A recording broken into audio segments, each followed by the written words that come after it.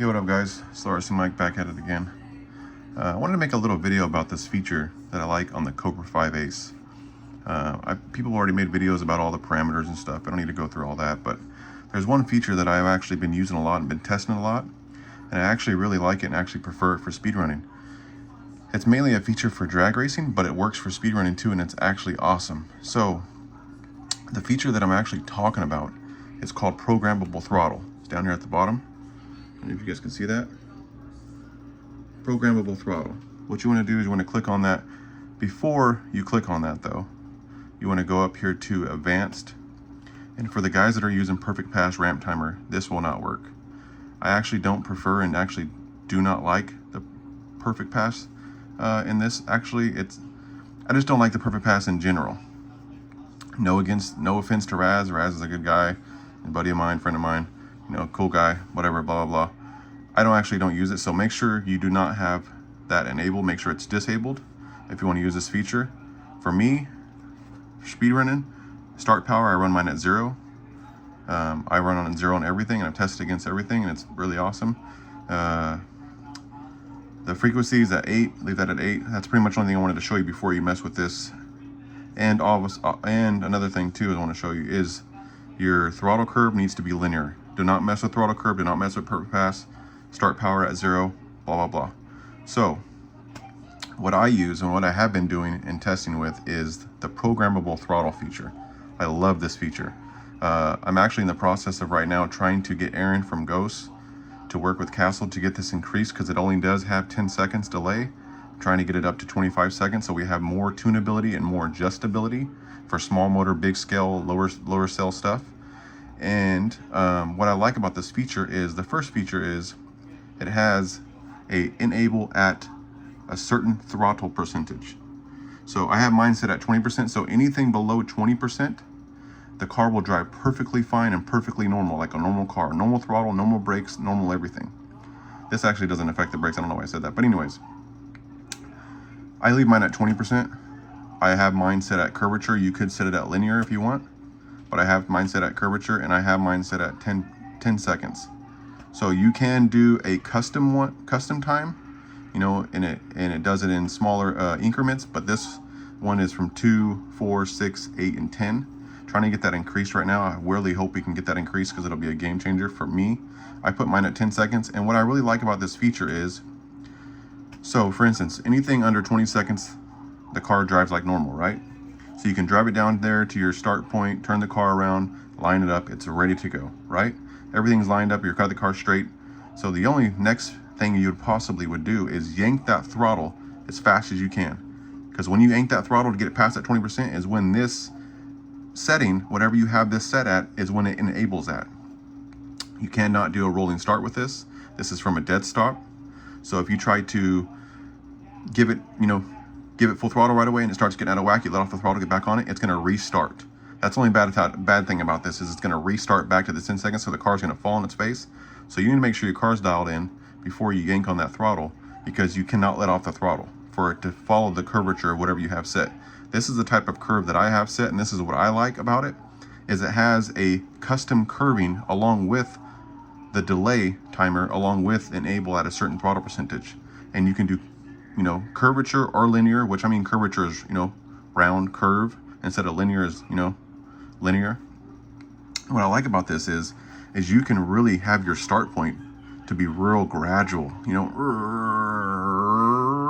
and you can round off the top to kind of, you know, for that torque and power to transfer over. It's a lot more gradual and easier. And I've been testing this Programmable Throttle feature a lot, and I love it. It's actually amazing. I actually like it. And only thing I don't like about it is the graph of this particular Programmable Throttle is too short, because it's only 10 seconds. So I would like to see, and what I'm trying to get it increased to, is 25 seconds at least, so we have more tunability and adjustability, so you can lay this down, you know, way slower, and bring it in way slower, you know, bring it out like that. So you have more, you'll have a big broad more a bigger spectrum of a graph to lay down that curve, to put whatever we want. You can, you know, bring it up like that and bring it up like that, you know, whatever you want. You can gradually have this thing fine-tuned. Sorry for my words, guys. I don't ever do this kind of thing, but I wanted to get a video out there to show this programmable throttle feature. It's actually amazing, and I actually like it. It's a game changer for me for what I'm doing. Because what's cool about this programmable throttle feature is if you're trying to test the efficiency of a body, you know, you want to do a body shootout, you want to do a tire shootout, you want to do a battery shootout, this is consistent.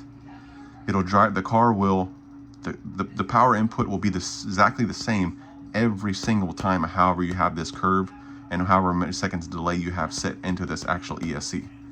It's a game changer, guys. I recommend it. Sorry for the, you know, the laptop looks a little beat up and stuff. You know, I'm not the most professional guy. This is a cheap, old laptop that barely even works. Can't even send emails with it. Doesn't even connect to the internet. It's just a laptop that I use for reading my logs only.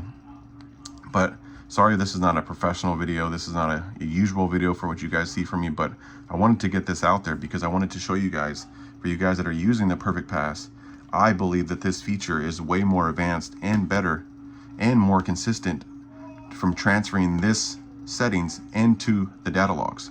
The data logs, it's very, very accurate, it's very precise, it's very consistent, it's very smooth, and I love this feature over any other feature.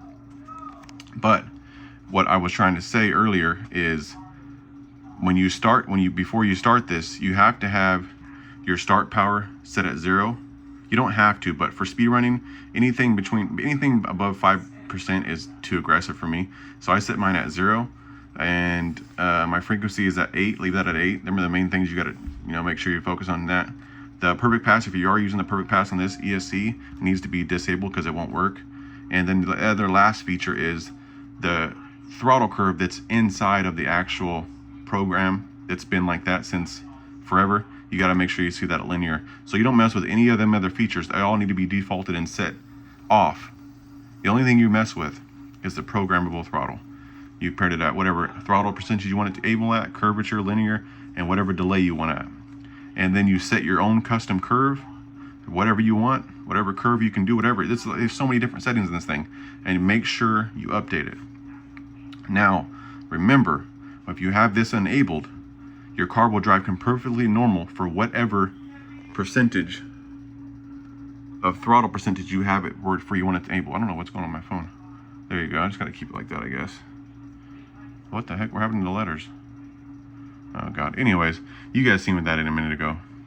I'm not prepared for this, guys. This is not what I do. This is not what I do. I don't do professional videos like this. This video is going to go up just like this, raw, uncut. It's going to go just like this up on YouTube, just so you guys can see. If you guys have any other questions, you can put it down in the comments. Like and subscribe. You guys can comment, hit me up on Facebook, whatever, if you guys have any other questions, if I missed anything in this video. But the programmable throttle feature on this particular ESC, which is the Cobra 5 Ace, is amazing. Peace out, guys.